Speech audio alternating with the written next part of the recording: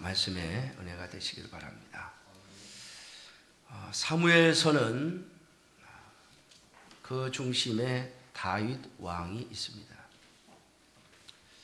좀 더 자세히 들여다보면 이스라엘의 첫 번째 왕이었던 사울 왕과 그리고 다윗 왕을 하나님께서 계속해서 비교하시면서 어떻게 하면 하나님을 기쁘시게 하고 어떻게 하면 하나님의 진노를 사는가를 이 두 사람의 생애를 통해서 보여주고 계십니다. 그리고 오늘 본문 사무엘하 24장은 사무엘서 상하의 마지막 부분에 나오는 부록과 같은 이야기 속에서 아주 중요한 두 이야기가 나오는데, 하나는 기브온 족속의 원한 때문에 이스라엘의 3년 동안 기근이 일어난 일에 대하여 하나님께서 처리하시는 모습과, 그리고 오늘 본문은 하나님께서 이스라엘 백성들에게 진노하셔서 다윗을 통하여, 다윗의 범죄를 통하여 이스라엘을 징계하시고 또 다윗에게 교훈하시는 하나님의 역사하심이 기록되어져 있습니다. 오늘 본문의 내용은 우리가 읽은 대로 하나님께서 이스라엘 백성들에게 진노하셔서 그들에게 재앙을 내리시기로 하시고, 그리고 다윗을 그 매개체로 사용하고 계시는 것을 보게 됩니다. 물론 다윗도 하나님 앞에 범죄하였습니다. 오늘 보면 다윗이 자신들의 군대 장관들을 불러서 이스라엘 전체에 있는 인구를 조사하라고 합니다. 그 인구 조사는 이런 것이었습니다. 우리 이스라엘의 군대가 몇 명이나 되는가? 칼을 빼고 싸울 수 있는 장정이 몇 명이나 있는가? 그래서 오늘 본문에 있는 대로 9달 20날 만에 9개월 20일 만에 인구 조사를 끝내고 보고를 했는데, 북이스라엘과 남유다를 합쳐서 약 130만 명이 전쟁에 나갈 수 있는 군사다, 그렇게 보고를 합니다. 그런데 이 보고를 받고 난 후에 다윗이 하나님 앞에서 자신의 죄를 깨닫고 회개하는 그런 모습을 보이게 되죠. 그리고 하나님은 다윗에게 3가지 재앙을 말씀하시면서 그 중에 하나를 택하라고 말합니다. 다윗은 하나님 앞에 그 셋 중에 어떤 것을 택한 것이 아니라 하나님의 손에 빠지기를 원한다, 하나님의 자비하심을 붙잡기를 원한다고 고백할 때 하나님은 이스라엘에 3일 동안 전염병을 돌게 하셔서 약 7만 명의 사람이 죽게 하십니다.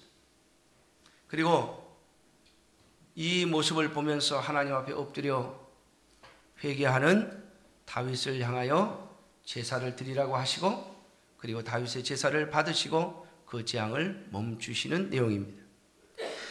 자, 오늘 이 이야기를 통해서 하나님께서 우리에게 무엇을 이야기하시는지를 한번 생각해 보려고 합니다. 저는 어제 굉장히 바쁜 시간을 보냈습니다. 참 좋은 곳에 갔었고 또 한 군데는 안 좋은 곳에 갔었습니다. 좋은 곳은 어디였냐면, 제가 저를 줄에 쓰셨던 목사님이 계시는데 그 목사님의 3번째 딸, 막내딸이 결혼을 한다. 그래서 그 결혼식에 갔었습니다. 그리고 안 좋은 곳을 갔는데, 지난 목요일 저녁에 저희 어머님이 가게에서 장사를 하시다가 넘어지셔가지고 왼쪽 팔목이 부러져서 이걸 전부 핀을 받고 수술을 하셨다고 그래서, 또 아들인데 안 가보면, 거기 둘째 아들도 있고 딸도 있지만은 안 가보면 섭섭해 하실 것 같아서 어제 가서 어머님을 뵙고 왔습니다. 근데 제가 2가지를 생각했습니다. 결혼식에 가서 그 신부의 얼굴을 봤는데, 여러분 결혼식의 신부는 아름답잖아요, 그죠? 근데 화장을 하는 사람이 기술이 없는지, 이 신부는요 화장을 해놨는데도 안 이쁜 거예요. 화장을 했는데 안 이쁜 거예요.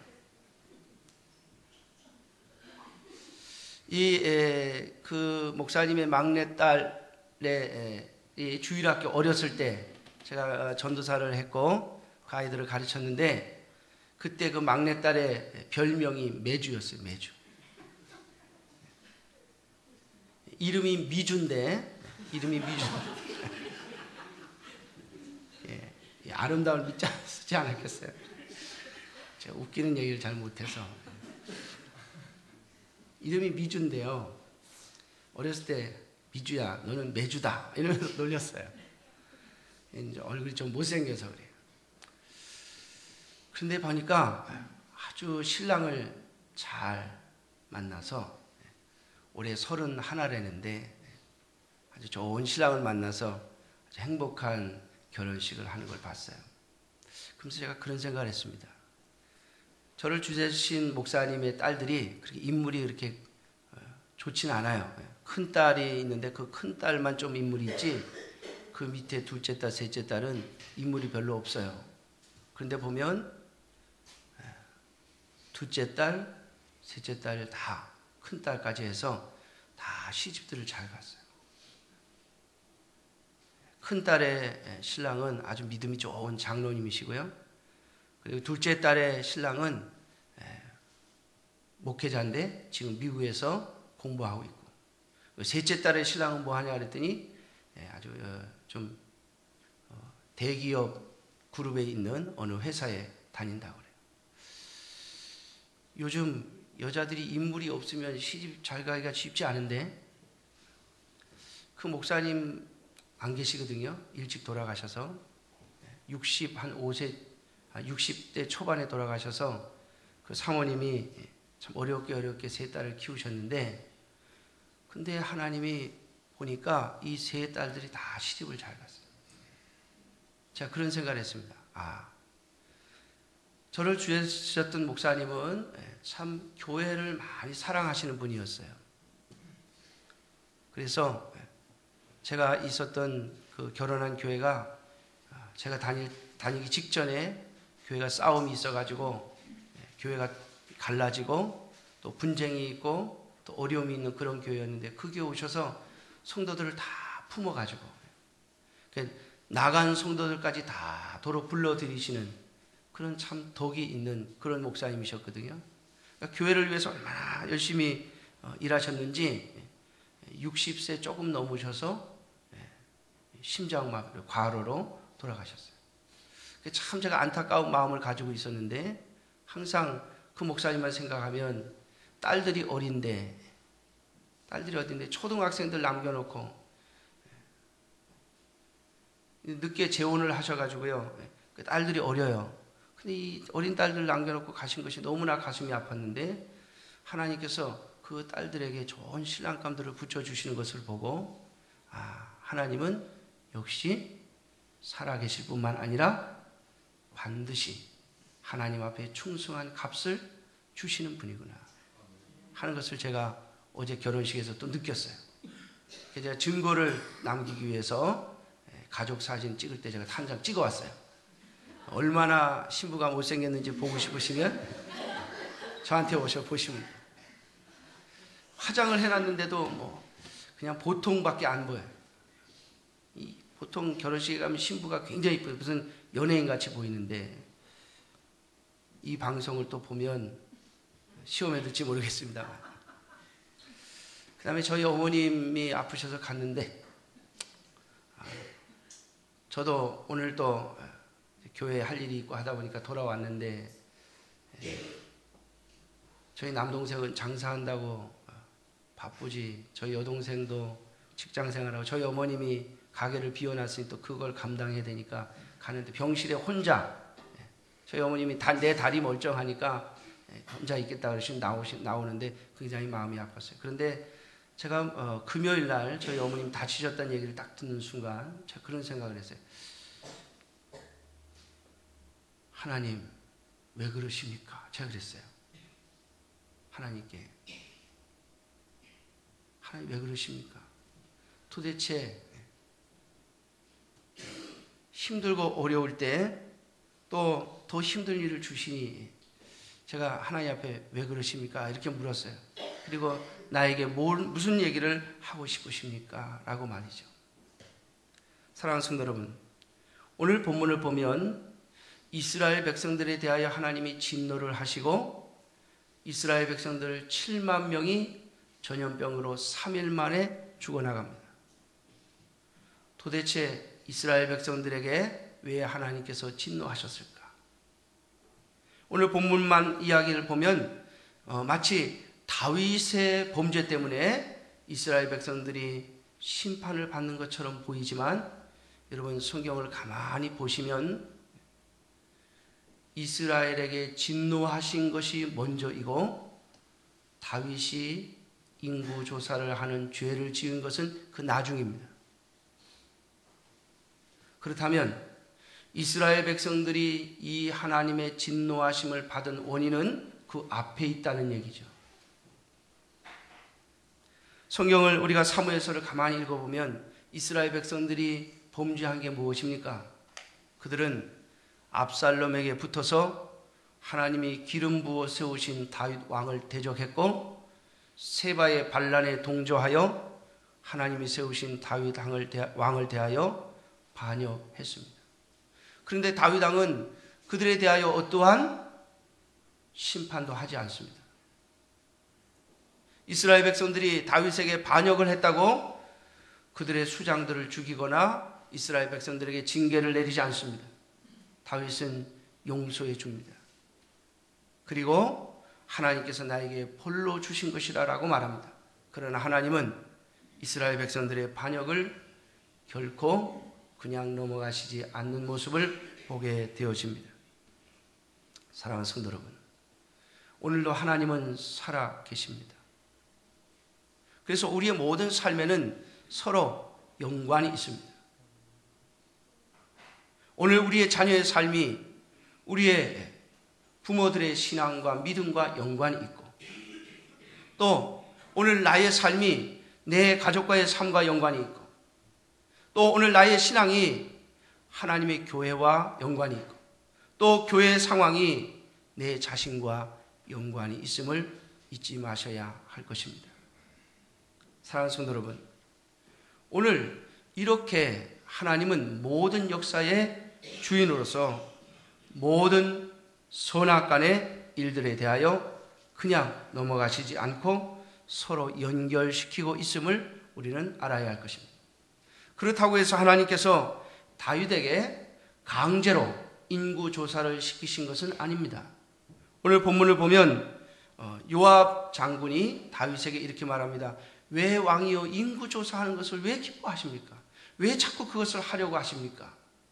그런데 다윗은 요압 장군의 말을 듣고도 자신의 계획을 바꾸지 않습니다. 인구조사를 해내라 이 말이죠. 왕의 명령이 너무 컸기 때문에 더 이상 왕의 명령을 거절하지 못하고 거역하지 않고 장수들은 인구조사를 해서 왕에게 보고를 하죠. 사랑하는 성도 여러분, 다윗은 다윗 나름대로 하나님 앞에 범죄한 것입니다. 왜냐하면 거대한 나라를 형성하고 거대한 나라의 왕이 되고 나니까 이제 내가 다스리는 이 나라의 군사들이 얼마나 되는가가 궁금한 거예요. 내가 얼마나 많은 군사력을 가지고 있는가, 내가 얼마나 많은 힘을 가지고 있는가를 한번 조사해 보고 싶었던 것입니다. 사랑하는 성도 여러분, 다윗의 힘은 군사가 아니라 하나님이었음에도 불구하고 말이죠. 그는 몰랐던 것이 아닙니다. 여러분, 다윗이 시편 가운데서 뭐라고 말합니까? 여호와는 나의 힘이시요 나의 요새이시요 나의 방패시라고 말하고 있지 않습니까? 그럼에도 불구하고 그가 너무나도 좋은 또 평온한 나라를 형성하고 높은 권력을 가졌을 때 그는 자신의 힘을 과시할 수 있는 군사력을 알아보고 싶어 했던 것입니다. 물론 이 욕심을 일으키도록 충동한 것은 사탄이었습니다. 사랑하는 성도 여러분, 사탄은 우리에게 강제로 죄를 짓게 하지 않습니다. 우리의 욕심을 부추기고 우리의 심령 속에 불평과 불만과 욕심 이런 것들을 일으켜서 우리로 시험에 빠지게 만들고 우리로 범죄하게 만드는 것입니다. 자, 오늘 말씀 속에서 우리 사랑하는 성도 여러분, 저는 이 말씀 속에서 제가 하나님 앞에서 또 깨닫고 또 하나님 앞에 받은 은혜를 가지고 여러분들에게 이야기할 것입니다. 그러나 여러분들은 각자 하나님께서 여러분들에게 주신 삶의 상황 속에서 하나님이 주시는 은혜를 입으시기를 바랍니다. 어느 목사님이 그러더라고요. 분명히 설교는 똑같은 설교를 했는데 성도들이 받는 은혜가 다르대. 어떤 성도는 은혜를 많이 받고 어떤 성도는 은혜를 적게 받고 어떤 성도는 심지어 반대로 시험에 들고 말이죠. 제가 오늘 우리 미주 씨가 매주였다고 하는 이야기를 했는데 그 친구가 이제 제가 설교한 이 동영상을 혹시 보고 말이죠. 아이고 목사님이 나를 매주라고 했다고 그 목사님 다시는 안 보겠다고 이러면은 뭐예요? 시험에 드는 거죠. 근데 은혜를 입는 사람은 반대로 그래 맞아. 그럼에도 불구하고 내가 좋은 신랑을 얻었고 또 하나님께서 나에게 복을 주셨으니 참으로 감사할 일이다. 정말 그렇구나. 이렇게 생각하면 그 사람은 은혜를 받는 거예요. 여러분 똑같은 설교를 듣고도요. 어떤 사람은요. 딱 갈고리를 하나 딱 가지고 있다가 한 번씩 찍어봐요. 이렇게. 뭐 걸려 들어오는 거 없나. 그래가지고 그걸 시험거리로 만들어요. 여러분 그러지 말고 각자 여러분들의 상황 속에 주신 하나님의 은혜를 입는 여러분들이 되시기를 주님의 이름으로 축원합니다. 예, 오늘 다윗이 인구 조사를 해서 하나님 앞에 벌을 받습니다. 물론 이스라엘 백성들이 3일 만에 7만 명이 죽을 줄은 다윗도 생각 못했겠죠. 그러나 하나님은 이 이스라엘의 진노하심과 다윗의 죄를 서로 연결시키고 있습니다. 왜냐하면 다윗은 이스라엘 백성들을 사랑하는 마음이 그 속에 있었기 때문입니다. 오늘 다윗이 이스라엘 백성들을 치는 천사를 보고 하나님 앞에 뭐라고 말합니까? 17절에 나는 범죄하였고 악을 행하였거니와 이 양무리는 무엇을 행하였나이까? 청하건대 주의 손으로 나와 내 아버지의 집을 치소서. 여러분 이스라엘 백성들에게 진노하신 하나님의 재앙을 보고 이스라엘 백성들이 죽어가는 것을 보고 다윗이 뭐라고 하는가 하면 하나님 이 백성들이 이 양떼들이 무슨 죄가 있습니까? 차라리 나와 내 아버지 집을 쳐주십시오. 나를 죽여주십시오. 그 말 아닙니까? 여러분 다윗이 바로 이러한 마음을 가지고 있는 것을 하나님이 아셨기 때문에 다윗의 심령 속에 하나님이 고통을 주시면서 동시에 이스라엘 백성들이 다윗을 반역한 죄를 징계하고 계시는 것입니다. 그러므로 사랑하는 성도 여러분, 오늘 이 말씀을 통해서 저와 여러분들이 하나님께 받아야 할 은혜를 몇 가지를 생각해 보려고 합니다. 첫째는 사랑하는 성도 여러분, 하나님은 얼마든지 능력을 가지신 분임을 잊지 마십시오. 우리의 힘은 오직 하나님께만 있습니다. 다윗은 이것을 알면서도 인구조사를 하는 어리석음에 빠졌습니다. 사랑하는 성도 여러분, 저와 여러분들의 힘이 이 세상에 어느 것에 있습니까? 오늘도 수많은 사람들은 자신들의 힘이 이 세상의 것에 있는 줄 알고 그것을 쫓아가고 그것을 추구합니다. 여러분, 이 세상의 모든 것은 도구임을 잊지 마십시오. 하나님이 주시려면 얼마든지 주실 수 있고 하나님이 거두시려면 언제든지 거두고 가십니다. 하나님이 왜 3일 동안 이스라엘 백성들을 징계하시면서 왜 3일 동안 7만 명이나 제거하셨을까요? 좀 길게 하시지. 장래가 나도요 3일 만에 7만 명이 나면 이게 동네가 어떻게 되겠어요? 이 나라가. 하나님께서 그 짧은 시간에 7만 명의 백성들을 징계하시고 거두어 가신 이유는 다윗에게 보여주시기 위함입니다. 내가 너를 세우면 얼마든지 세울 수 있지만 네가 자랑하는 군사력, 내가 거두면 하루아침에 거둘 수 있다라고 하는 것을 보여주시기 위함. 사랑하는 성도 여러분, 하나님께서 다윗에게 이것을 교훈하시기 위해서 이 사건을 허락하시고 또 이 사건의 역사하고 계신 것을 보시는 저와 여러분들이 되셔서 저와 여러분들이 이 땅에 살면서 우리에게 닥치는 모든 환난과 재앙 속에 또 우리가 하나님 앞에 범죄하고 실수했을 때 하나님께서 우리를 징계하시는 것을 깨달을 때마다 저와 여러분들이 하나님만이 진정 나의 힘이며 나의 능력임을 고백할 수 있기를 주님의 이름으로 축원합니다. 사랑하는 성도 여러분, 하나님은요, 우리가 이 땅에 살면서 모든 일들 가운데 하나님과 연관되어서 모든 것을 생각하기를 바라시고 계십니다. 하나님과 연관되지 않은 일은 이 땅에 아무것도 없습니다. 왜냐하면 하나님은 이 세상에, 이 땅의 주인이실 뿐만 아니라 통치자이시기 때문입니다. 종종 하나님이 그냥 버려두시기도 하고 하나님이 잠시 연기시키기도 하고 우리의 눈에 볼 때는 없던 일로 되는 것처럼 보인다 할지라도 하나님은 이스라엘 백성들의 반역을 징계하셨던 것처럼 결코 그냥 넘어가시는 법이 없습니다. 뿐만 아니라 다윗이 그의 마음속으로부터 아무도 몰랐습니다. 아니, 왕이 인구 조사를 하는 것이 어쩌면 당연한 일일지도 모릅니다. 이방인의 왕들도 똑같이 합니다. 여러분 그렇지 않습니까? 군인이 몇 명인 줄 알아야 뭐 전쟁을 하든지 뭘 하든지 할 거 아닙니까? 그런데 남들도 다 하는 인구 조사를 한 것뿐인데 하나님은 다윗의 마음이 무엇을 생각하고 있는지 아셨어요. 그래서 그것을 통하여 징계하십니다. 사랑하는 성도 여러분, 저와 여러분들이 무슨 생각을 하든 무슨 일을 하든 언제나 모든 것들이 하나님과 연관되어 있음을 잊지 말고 하나님과의 관계 속에서 모든 것을 생각하실 수 있는 여러분들이 되시기를 주님의 이름으로 축원합니다. 그리하면 하나님은 우리를 긍휼히 여기시고 우리에게 하나님밖에 없음을 알게 하시는 역사들을 허락해 주실 것입니다. 하나님은 오늘 다윗을 징계하기 위해서, 다윗을 멸망시키기 위해서 이 일을 벌이신 것이 아닙니다.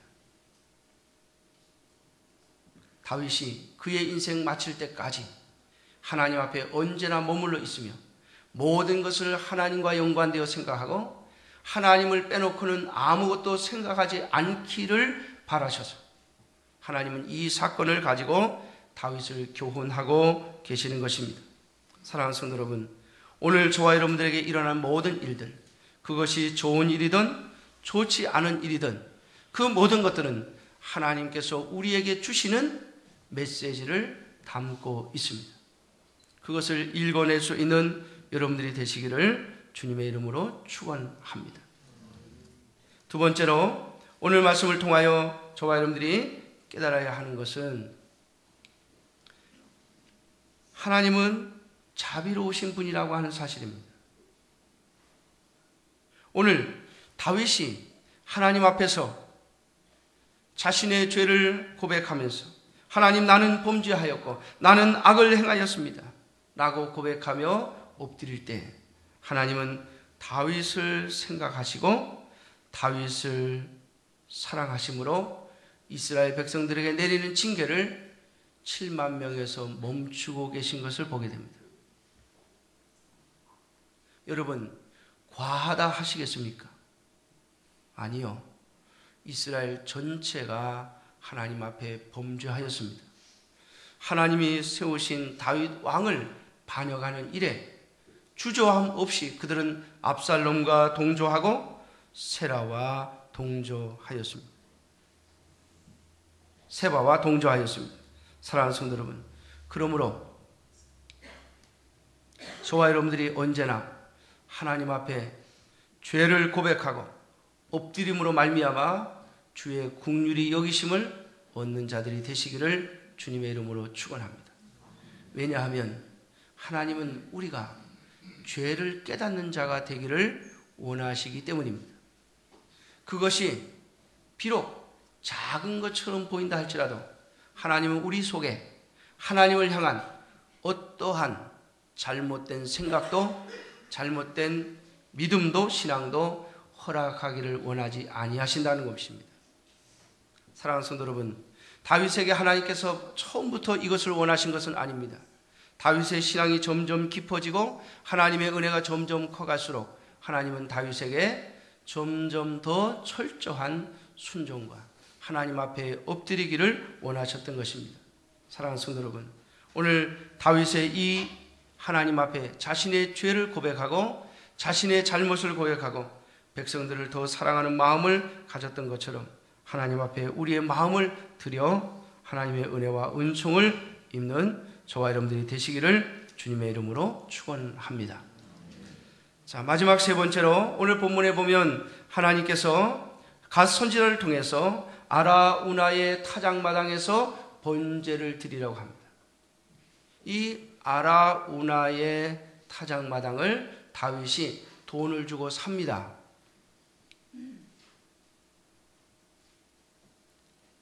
돈을 주고 사서 이 타작마당에서 하나님 앞에 번제를 드리는데 아라우나가 다윗 왕이 오는 것을 보고 이렇게 말합니다.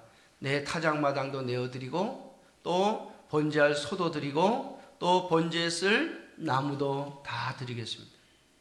왕은 다 그냥 드릴 테니까 받아서 하나님 앞에 제사하십시오. 그런데 다윗이요? 아니다. 값을 반드시 치르겠다라고 말합니다.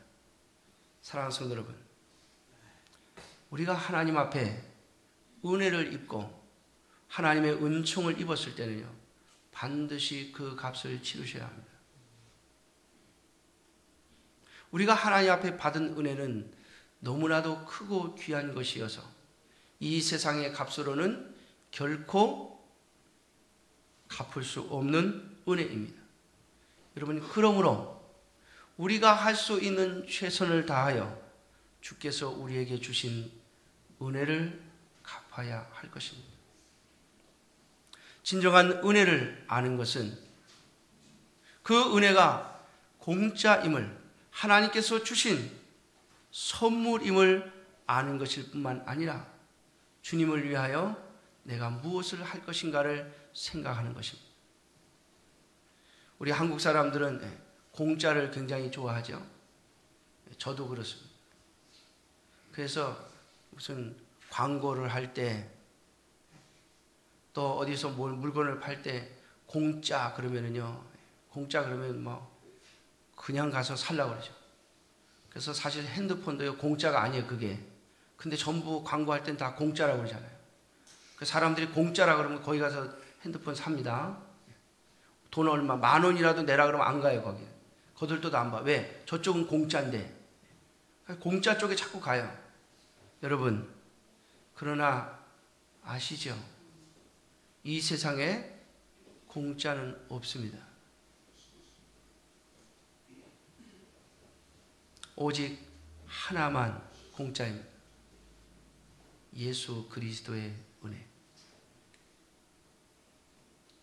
예수 그리스도의 은혜만 진정한 공짜입니다.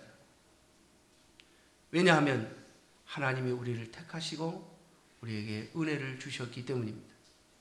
이 은혜라는 말, 선물이라는 말, 왜 성경이 우리들에게 하나님의 은혜를 선물이라고 표현했을까? 그것은 바로 공짜라고 하는 것을, 값없이 주신 것이라고 하는 것을 의미하는 것이죠. 그러므로 사랑하는 성도 여러분, 하나님께서 우리에게 값없이 주신 그 은혜를 진심으로 깨달았다면 우리가 할 수 있는 것을 다하여 반드시 그 값을 지불하려고 하는 여러분들이 되시기를 주님의 이름으로 축원합니다. 오늘 다윗은 하나님의 이 놀라운 은혜, 어쩌면 하나님께서 이 일로 인하여 이스라엘을 멸망시키실 수도 있음에도 불구하고 다윗은 하나님 앞에 회개하고 엎드려 이스라엘 백성들을 구원해내고 또 자신의 죄를 용서받습니다. 여러분, 다윗이 이스라엘의 왕이 된 이유가 무엇입니까? 그것은 바로 하나님만이 우리의 왕이라고 하는 것을 드러냈기 때문입니다. 사울 왕이 이스라엘의 왕이 됐음에도 불구하고 그가 멸망을 당하고 죽임을 당한 이유가 무엇입니까? 하나님의 왕 되심을 거절했기 때문입니다. 오늘 다윗이 행한 이 행위는 하나님 앞에 큰 죄였습니다. 왜 그런가 하면 다윗이 고백한 것처럼 내가 큰 죄를 범하였다고 말하였습니다. 왜 그런가 하면 자신의 힘이 하나님께 있다고 하는 것을 부인하는 행동을 했기 때문입니다. 자신이 거느리고 있는 모든 부하 장수들에게 나의 힘이 이 군사력에서 나온다고 하는 것을 드러내고 싶어 했던 다윗의 마음 때문입니다. 그러므로 그는 하나님 앞에 죽임을 당하여도 할 말이 없는 자였습니다. 그런 다윗을 하나님은 용서하시고 다시 이스라엘의 왕으로 세우시는 것을 보게 됩니다. 사랑하는 성도 여러분, 이 놀라우신 은혜를 다윗은 거저 받지 않았습니다. 저와 여러분들이 진정 예수 그리스도로 말미암아 우리에게 값없이 주시는 하나님의 은혜를 깨달았다면 우리는 최선을 다하여 우리의 삶을 들여 주님 앞에 쓰임을 받는 자들이 되어야 할 것입니다. 사랑하는 성도 여러분, 하나님이 우리에게 원하시는 것이 무엇입니까? 모든 일에, 모든 사건에, 모든 삶 속에서 하나님을 빼지 않는 것입니다. 나의 생각, 나의 판단, 나의 일, 모든 일에서 말입니다. 그래서 사도 바울은 그것을 이런 말로 표현했지 않습니까? 너희가 먹든지 마시든지 무엇을 하든지 다 하나님의 영광을 위하여 하라. 하나님을 생각하고 하나님을 염두에 두고 생각하고 판단하고 결정하고 하나님과의 관계 속에서 모든 것을 생각하라는 말입니다. 사랑하는 성도 여러분, 저희 어머님이 다치셨는데 왜 제 가슴이 철렁거리는지, 하나님을 생각하지 않는 사람은 그럴 겁니다. 어머님이 도대체 뭘 잘못했나? 우리 엄마가 하나님 앞에 뭘 잘못해서 팔이 부러졌나? 이러지 않겠습니까? 나하고는 상관없는 거죠. 그러나 여러분, 하나님은 우리 주변에서 일어나는 모든 사건을 통하여 우리에게 말씀하고 싶어 하신다는 사실을 잊지 마십시오. 하나님은 우리 한 사람 한 사람을 직접 대면하고 계십니다. 다른 사람을 보기 전에 항상 내 자신을 하나님 앞에 놓고 하나님과의 관계 속에서 모든 것을 생각하고 판단하는 여러분들이 되시고, 하나님께서 우리에게 주신 은혜를, 그저 값없이 주신 은혜를 여러분 진심으로 깨달아 하나님 앞에 모든 것을 드리고도 아깝지 않은 삶을 살아가는 저와 여러분들이 되시기를 주님의 이름으로 축원합니다. 기도하겠습니다. 오늘도 살아계셔서